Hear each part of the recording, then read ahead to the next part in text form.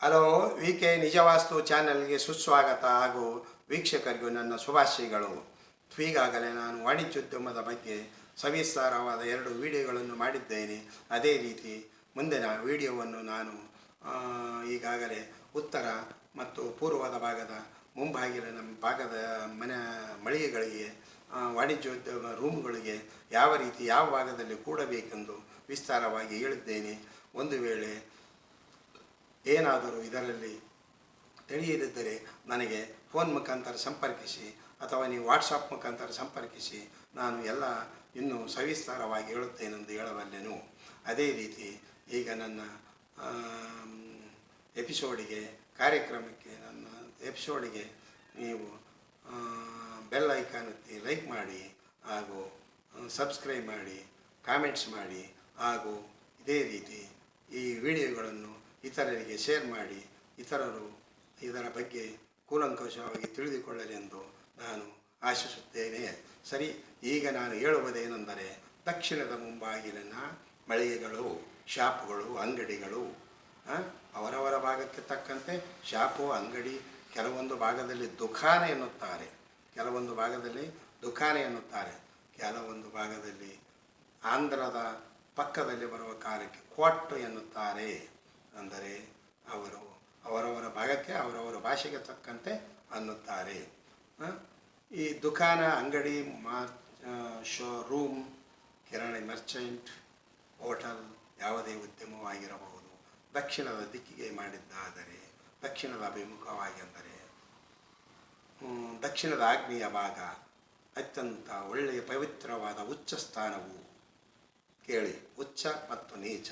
ಅದೇ ದಕ್ಷಿಣದ ಮುಂಬಾಗಿಲಿನ ಮುಖ್ಯ ದ್ವಾರದ ರಸ್ತೆಯ ಅನುಗುಣವಾಗಿರುವಂಥ ರೂಮ್, ಶಾಪ್ ಆಗಿದ್ದರೆ ಅಲ್ಲಿ ಏನು ಮಾಡುತ್ತಾರೆಂದರೆ, ಕೆಲವೊಬ್ಬರು ನೈಋತ್ಯ ಭಾಗದಲ್ಲಿ ತಮ್ಮ ಸ್ಟೆಪ್ ಅಂದರೆ ಗಿರಾಕಿಗಳು ಬರುವುದಕ್ಕೂ ಹೋಗುವುದಕ್ಕೂ ಮೆಟ್ಟಲನ್ನು ನಿರ್ಮಿಸುತ್ತಾರೆ.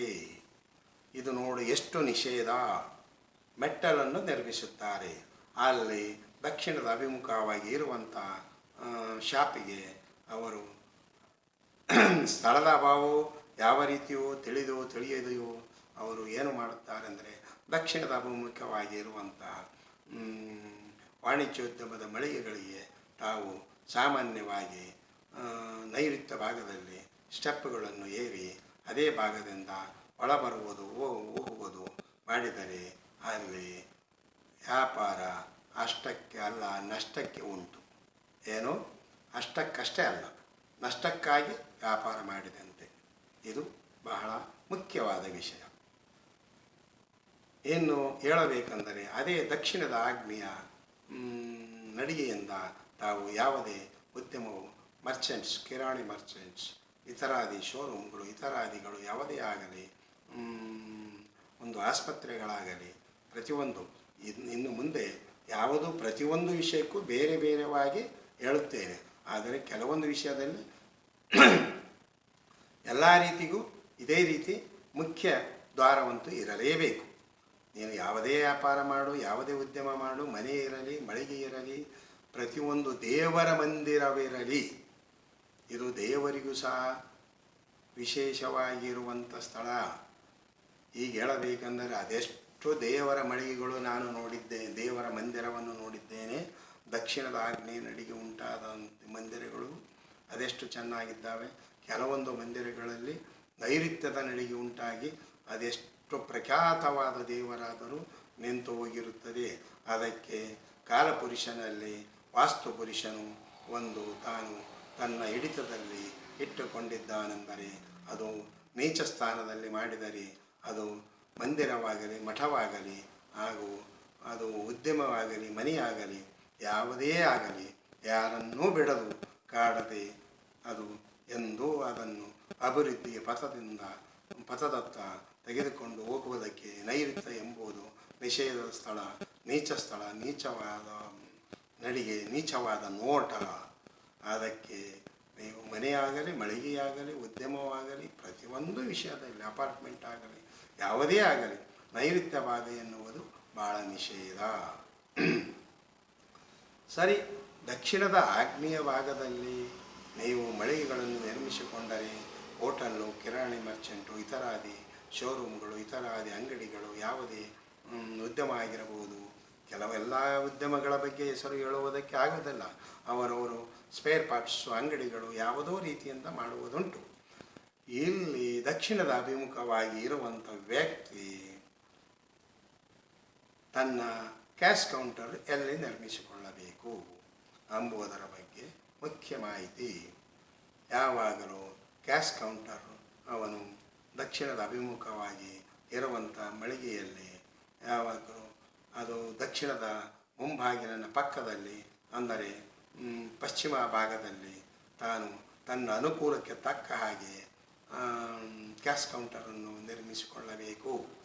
ಅಂದರೆ ಅವನು ಅಲ್ಲಿ ಕ್ಯಾಶ್ ಕೌಂಟರನ್ನು ನಿರ್ಮಿಸಿಕೊಂಡು ದಕ್ಷಿಣದ ಭಾಗಕ್ಕೆ ತನ್ನ ಕ್ಯಾಶ್ ಕೌಂಟರನ್ನು ತಾಕುವಾಗಿ ಇಟ್ಟುಕೊಂಡು ಇನ್ನುಳಿದ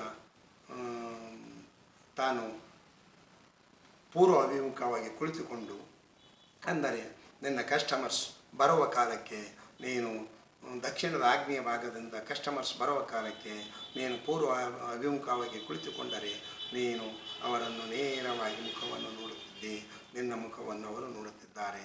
ಅಲ್ಲಿ ಅದೇ ಕ್ಯಾಶ್ ಕೌಂಟರಿನಲ್ಲಿ ಕೆಲವು ಫೋನ್ಪೇ ಅಥವಾ ಯಾವುದೇ ಥರದ ಅಡ್ವಾನ್ಸ್ ಬಿಲ್ಲು ತೆಗೆದುಕೊಂಡು ಬರುವುದುಂಟು. ಅಲ್ಲಿಂದ ತೆಗೆದುಕೊಂಡು ಬಂದರೆ ಆವಾಗ ಅಲ್ಲಿ ಇನ್ನುಳಿದ ವ್ಯವಹಾರವು ಒಳಭಾಗದಲ್ಲಿ ನಡೆಯುತ್ತದೆ. ಒಂದು ವೇಳೆ ರೆಡಿಮೇಡ್ ಶಾಪು ಇತರಾದಿಗಳೆಂದರೆ ಅದೇ ರೀತಿ ತನ್ನ ಅನುಕೂಲಕ್ಕೆ ತಕ್ಕಂತೆ ಎಲ್ಲಿ ಮಾಡಬೇಕೆಂದು ಹೇಳುತ್ತೇನೆ. ಮುಂದೆ ಪ್ರತಿಯೊಂದು ಅಂಗಡಿಗೂ ಪ್ರತಿಯೊಂದು ವಿಷಯಕ್ಕೂ ಪ್ರತ್ಯೇಕವಾಗಿ ವಿಡಿಯೋಗಳನ್ನು ಮಾಡುತ್ತಿದ್ದೇನೆ. ಆದರೆ ಈಗ ಕೆಲವೊಂದು ಉದ್ಯಮವಾದ ಬಗ್ಗೆ ಹೇಳುತ್ತೇನೆ. ಇಲ್ಲಿ ಮುಂದಿನ ವಿಡಿಯೋಗಳು ಪ್ರತಿಯೊಂದು ಶಾಪಿನ ಬಗ್ಗೆ ಸವಿಸ್ತಾರವಾಗಿ ಸಪ್ರೇಟಾಗಿ, ಅದಕ್ಕಾಗಿ ನಾನು ಪ್ರತ್ಯೇಕವಾಗಿ ವಿಡಿಯೋ ಮಾಡಿ ಹೇಳುತ್ತೇನೆ. ಸರಿ, ಈಗಾಗಲೇ ವಾಣಿಜ್ಯೋದ್ಯಮದ ವಿಷಯವಾಗಿ, ಅಂದರೆ ಗ್ರೌಂಡ್ ಎಲ್ಲ ಕೂಡಿ ಹೇಳುತ್ತಿದ್ದೇನೆ. ಅದಕ್ಕೆ ಮಿಕ್ಸ್ ಮಾಡಿ ಹೇಳುತ್ತಿದ್ದೇನೆ. ಅಂದರೆ ಮುಖ್ಯವಾಗಿ ಯಾವುದೇ ವ್ಯಾಪಾರ ಮಾಡಲಿ ಅವನು ದಕ್ಷಿಣದ ಮುಂಭಾಗಿನಾಗಿದ್ದರೆ ಅವನು ಆ ದಕ್ಷಿಣದ ಮುಖ್ಯದ್ವಾರದ ಪಕ್ಕದಲ್ಲಿ ಕ್ಯಾಶ್ ಕೌಂಟರನ್ನು ನಿರ್ಮಿಸಿಕೊಂಡು ಅವನು ಯಾವಾಗಲೂ ಮಾಲೀಕನು ಪೂರ್ವ ಅಭಿಮುಖವಾಗಿ ಕುಳಿತುಕೊಂಡು ಬಲಭಾಗದಲ್ಲಿ ಕ್ಯಾಶ್ ಕೌಂಟರ್ ನಿರ್ಮಿಸಿಕೊಂಡು ಅಲ್ಲಿ ತಾನು ಎಡಭಾಗದಲ್ಲಿ ಟೇಬಲನ್ನು ಹಾಕಿಕೊಳ್ಳಬೇಕು, ಬಲಭಾಗದಲ್ಲಿ ಕ್ಯಾಶ್ ಕೌಂಟರ್ ನಿರ್ಮಿಸಿಕೊಳ್ಳಬೇಕು. ಆವಾಗ ಅಲ್ಲಿ ಬರುವಂಥ ವ್ಯಕ್ತಿಗೆ ತಾನು ಮುಂದಿನ ಟೇಬಲ್ನಲ್ಲಿ ಮುಖವನ್ನು ನೇರವಾಗಿ ಉದ್ಯಮದಾರರಿಗೂ ನಿಮಗೂ ಸಂಪರ್ಕವಾಗುತ್ತದೆ.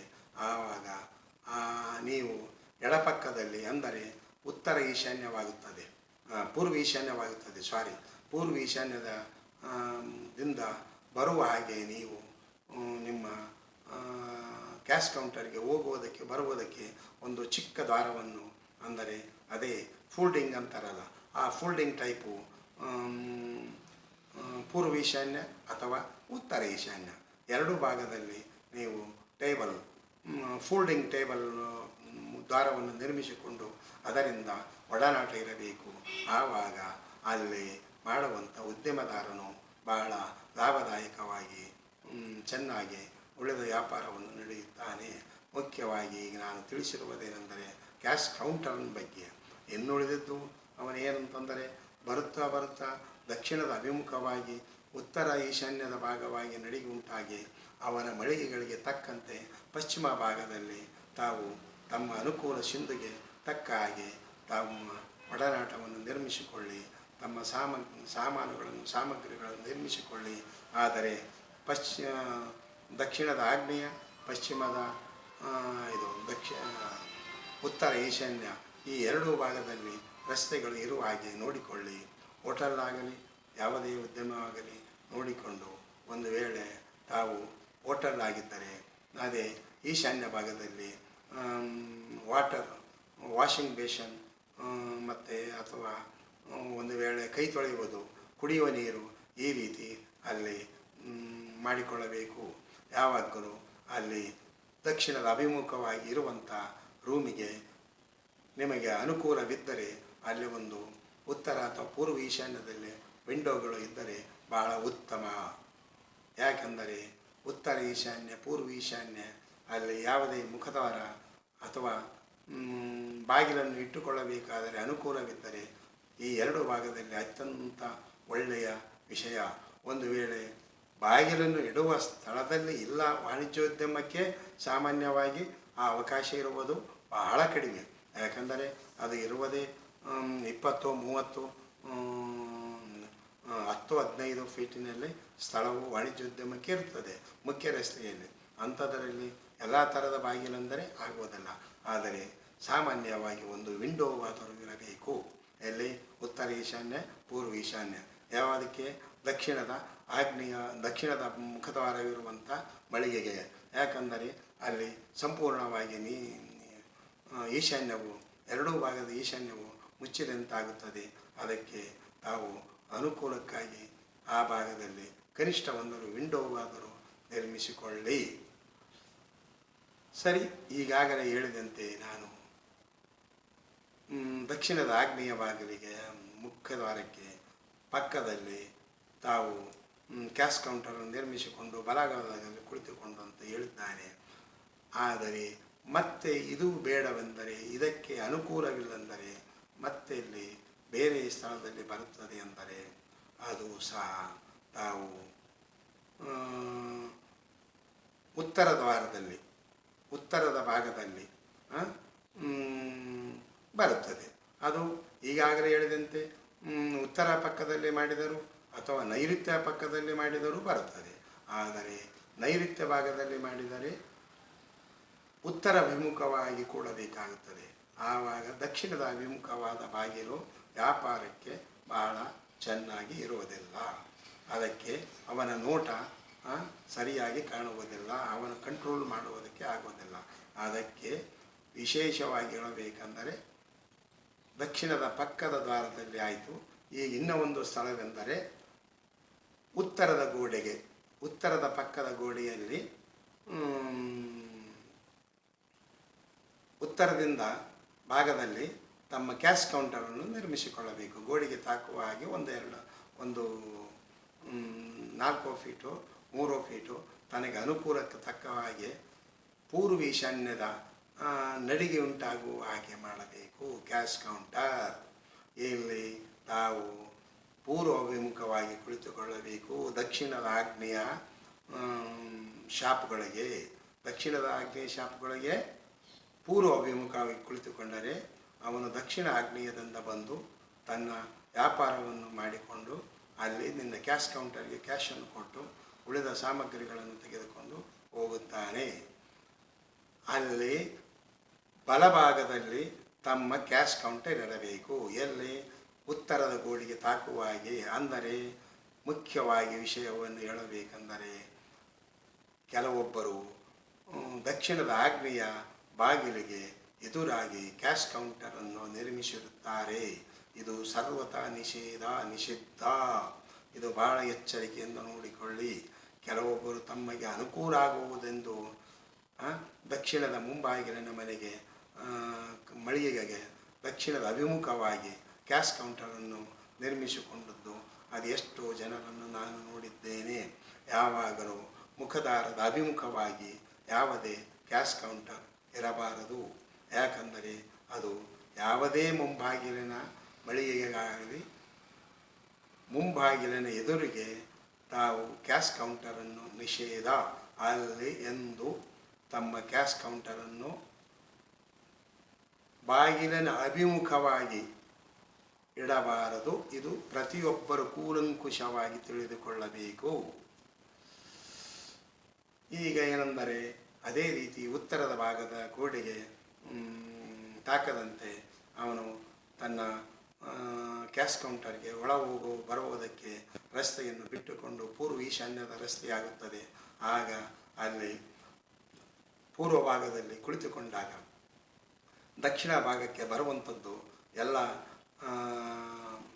ತನ್ನ ಬಲಭಾಗದಲ್ಲಿ ಇರುವಂಥ ಕ್ಯಾಶ್ ಕೌಂಟರನ್ನು ಎಲ್ಲ ರೀತಿಯಿಂದ ಅಂದರೆ ಎಲ್ ಶೇಪ್ ಆಗಿ ಮುಚ್ಚಿ ಬೇರೆ ಭಾಗದಿಂದ ಹೋಗಲಾರದೆ ಇರಬೇಕು. ಬೇರೆ ಪಕ್ಕದಿಂದ ಈ ಪಕ್ಕದಲ್ಲಿ ಆ ಪಕ್ಕದಿಂದ ಈ ಪಕ್ಕದಿಂದ ತನ್ನ ಅನುಕೂಲಕ್ಕೆ ತಕ್ಕಂತೆ ಅವನ ಒಡನಾಟ ಎಂದೂ ಇರಬಾರದು. ಅದೇ ರೀತಿ ಪೂರ್ವ ಈಶಾನ್ಯದ ದ್ವಾರವನ್ನು ಚಿಕ್ಕ ಫೋಲ್ಡಿಂಗ್ ದ್ವಾರವನ್ನು ನಿರ್ಮಿಸಿಕೊಂಡು ಆವಾಗ ತನ್ನ ಬಲಭಾಗದಲ್ಲಿ ಇರುವಂಥ ಎಲ್ಲ ಕೌಂಟರನ್ನು ಕ್ಲೋಸ್ ಮಾಡಿ ಮತ್ತು ಅದೇ ರೀತಿಯಾಗಿ ಹಿಂದುಗಡೆ ಗೋಡೆಯವರೆಗೂ ಕ್ಲೋಸ್ ಮಾಡಬೇಕದು. ಯಾವುದು ಪಶ್ಚಿಮದ ಗೋಡೆಯವರೆಗೂ ಕ್ಲೋಸ್ ಇರಬೇಕು. ಅಂದರೆ ತಾನು ಒಂದು ಚೌಕಟ್ಟಿನಲ್ಲಿ ಕೂಡಬೇಕು ಆ ವ್ಯಕ್ತಿ. ಆವಾಗ ಅದಕ್ಕೆ ಬಹಳ ಮಾನ್ಯತೆ ಬರುತ್ತದೆ.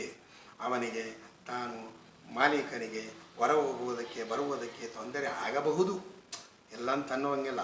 ತಾನು ಅನುಕೂಲಕ್ಕೆ ತಕ್ಕಂತೆ ಅಲ್ಲಿ ತಾನು ಏನು ಮಾಡುತ್ತಾನೆಂದರೆ ಕೆಲವೊಬ್ಬರು 100% ಪೂರ್ವ ಅಭಿಮುಖವಾಗಿ ದಕ್ಷಿಣದ ಮುಂಬಾಗಿಲಿನ ಮನೆಗೆ ತಾನು ಎಲ್ಲಿ ಬೇಕೆಂದರಲ್ಲಿ ಒಡನಾಟಕ್ಕೆ ಅನುಕೂಲಕ್ಕೆ ತಕ್ಕ ಹಾಗೆ ದಾರಿಯನ್ನು ಪ್ಯಾಸೇಜನ್ನು ಮಾಡಿಕೊಂಡು ಇದು ಮಾಡಿದರೆ ಅದು ಕೆಲವೇ ದೇಶಗಳಲ್ಲಿ ಅದು ತಮ್ಮ ಉದ್ಯಮವು ನಿಂತು ಹೋಗುತ್ತದೆಂದು ನಾನು ಹೇಳಬಲ್ಲೆನು. ಅದಕ್ಕೆ ಮುಖ್ಯವಾಗಿ ಯಾವುದೇ ದಿಕ್ಕಿಗನುಗುಣವಾಗಿ ಪೂರ್ವಕ್ಕೆ ಕುಂತರೆ ಪೂರ್ವ ಈಶಾನ್ಯದ ಚಿಕ್ಕ ಫೋಲ್ಡಿಂಗ್ ದ್ವಾರವಿರಬೇಕು. ಆವಾಗ ಅಲ್ಲಿ ತಾನು ಕುಳಿತುಕೊಂಡ ಮಳಿಗೆಯಲ್ಲಿ ಅವನು ಉದ್ಯಮೆದಾರನು ಬಹಳ ಚೆನ್ನಾಗಿ ಲಾಭದಾಯಕವಾಗಿರುತ್ತಾನೆ. ಹಾಗೂ ಇದೇ ವಿಷಯವಾಗಿ ನಾನು ಇದೇ ಉದ್ಯಮಕ್ಕೆ ಇನ್ನು ದಕ್ಷಿಣ ಭಾಗದ ಮುಂಬಾಗಿಲಿನ ಮನೆಗೆ ಅವನ ಕ್ಯಾಶ್ ಕೌಂಟರ್ನಲ್ಲಿ ಯಾವ ರೀತಿ ಇಟ್ಟುಕೊಳ್ಳಬೇಕು ಅಂದರೆ ಕ್ಯಾಶ್ ಕೌಂಟರ್ನ ಮುಂದುಗಡೆ ಯಾವ ರೀತಿ ಇಡಬೇಕು, ಯಾವ ರೀತಿ ಆ ಕ್ಯಾಶ್ ಕೌಂಟರನ್ನು ನಿರ್ಮಿಸಿಕೊಳ್ಳಬೇಕೆಂಬ ಬಗ್ಗೆ ಮುಂದಿನ ಕೆಲವು ವಿಡಿಯೋಗಳಲ್ಲಿ ಕೂಲಂಕುಷವಾಗಿ ಹೇಳುತ್ತೇನೆ. ಯಾವ ಭಾಗದ ಮುಂಬಾಗಿಲಿನ ಮನೆಗೆ ಯಾವ ರೀತಿಯಲ್ಲಿ ಗ್ಲಾಸುಗಳನ್ನು ಯಾವ ರೀತಿಯ ಅರ್ಧ ಅಂದರೆ 2 ಫೀಟು 3 ಫೀಟು 4 ಫೀಟು ಯಾವ ರೀತಿ ನಿರ್ಮಿಸಬೇಕೆಂಬುದು ಕೂಲಂಕುಷವಾಗಿ ಹೇಳುತ್ತೇನೆ. ಯಾಕಂದರೆ ದಕ್ಷಿಣದ ಆಗ್ನೇಯ ದ್ವಾರದಿಂದ ಬರುವಂಥ ವ್ಯಕ್ತಿಯು ಅವನು ಏನು ಮಾಡುತ್ತಾನೆಂದರೆ ಆ ತ್ರಿಕೋನಾಕಾರವಾಗಿ ಇರುವಂಥ ಮೂಲೆಯಲ್ಲಿ ನಿಂತು ತನ್ನ ಮಾಲೀಕನಿಗೆ ದುಡ್ಡು ಕೊಡುವುದು ತೆಗೆದುಕೊಳ್ಳುವುದು ಬಹಳ ನಿಷೇಧ. ಯಾವಾಗಲೂ ಪೂರ್ವ ಭಾಗದಲ್ಲಿ ನಿಂತುಕೊಂಡು ಆ ವ್ಯಕ್ತಿಯು ಬಂದಂಥ ಕಸ್ಟಮರ್ ಪೂರ್ವ ಭಾಗದಲ್ಲಿ ನಿಂತುಕೊಂಡು ವ್ಯಾಪಾರವನ್ನು ಮಾಡಿದ್ದಾದರೆ ಆ ವ್ಯಾಪಾರದ ಉದ್ಯಮಿಗೆ ಬಹಳ ಲಾಭದಾಯಕವಾಗುತ್ತದೆ. ಅದಕ್ಕೆ ಇನ್ನು ಬಹಳ ವಿಷಯವಾಗಿ ಇದರ ಬಗ್ಗೆ ಕೂಲಂಕುಷವಾಗಿ ಹೇಳುತ್ತೇನೆ. ಈಗ ಸದ್ಯ 4 ಬಾಗಿಲಿನ 4 ದ್ವಾರದ ಬಗ್ಗೆ ಹೇಳುತ್ತೇನೆ.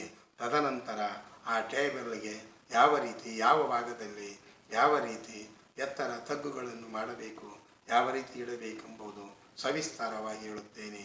ತಾವು ನನ್ನ ವಿಡಿಯೋವನ್ನು ಲೈಕ್ ಮಾಡಿ, ಸಬ್ಸ್ಕ್ರೈಬ್ ಮಾಡಿ ಹಾಗೂ ಬೆಲ್ ಐಕಾನ್ ಒತ್ತಿ ಹಾಗೂ ಕಾಮೆಂಟ್ಸ್ ಮಾಡಿ ಹಾಗೂ ಇತರರಿಗೆ ಶೇರ್ ಮಾಡಿ ಎಂದು ನಾನು ಹೇಳುತ್ತೇನೆ. ಇದೇ ರೀತಿ ತಾವು ಶೇರ್ ಮಾಡಿದ್ದಾದರೆ, ಬೆಲ್ ಐಕಾನ್ ಒತ್ತಿದ್ದಾದರೆ, ಆವಾಗ ಸಬ್ಸ್ಕ್ರೈಬ್ ಮಾಡಿದ್ದಾದರೆ ಪುನಃ ನನ್ನ ವಿಡಿಯೋ ತಮಗೆ ವ್ಯಾಪಾರ ಮಾಡಿಕೊಳ್ಳುವುದಕ್ಕೆ ತಲುಪುತ್ತದೆ. ಒಂದೇ ವಿಡಿಯೋದಲ್ಲಿ ಎಲ್ಲ ಥರನಾದ ವಿಷಯಗಳು ಸಿಗುವುದಿಲ್ಲ. ಆ ದಿಕ್ಕಿಗೆ ಅನುಗುಣವಾಗಿ